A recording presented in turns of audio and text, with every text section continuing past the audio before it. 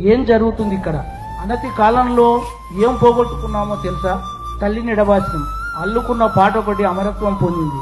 ఇప్పుడు రాజధాని ఎద మీద వలస పాలకుల విగ్రహాలు మొలుస్తున్నాయి. అక్కడి వాళ్ళ మీద ఈగ వాలితే ఇక్కడ మన ముక్కులు తెగిపడుతున్నాయి. నేల మనదే అన్నట్లున్న పాలనా పగ్గాలు తెర వెనుక చేతుల్లో తోలుబొమ్మలాట. రోజుకో కొత్త కథతో దెబ్బతిన్న పామొకటి పగతో బుస కొడుతున్నది. ఒకంత అవసరానికి దేశభక్తులు బూరలుదుతున్నారు. కనుమరుగైన ఒకనాటి కరువు కాలం మళ్లీ ఉనికిని వెతుకుంటున్నది. మట్టి వాసన ఎరగని వారికి విముక్తి పోరాటాలు అర్థం కావు. ఎన్ని అవమానాలు, ఎన్ని త్యాగాలు, ఎంత దుఃఖాన్ని భరించింది నేల. మన కాలంలోనే కదా పూడ్చలేని విధ్వంసం అందిపుచ్చుకున్న కాలమంతా అధికారానికి తొడలు చర్చడానికి, మీసాలు తిప్పడానికే సరిపోవడం లేదు. ఎవరెంత చెప్పినా చెవికెక్కకపోతే మిగిలిన కాలమంతా అభివృద్ధిది కుంభనిద్రని.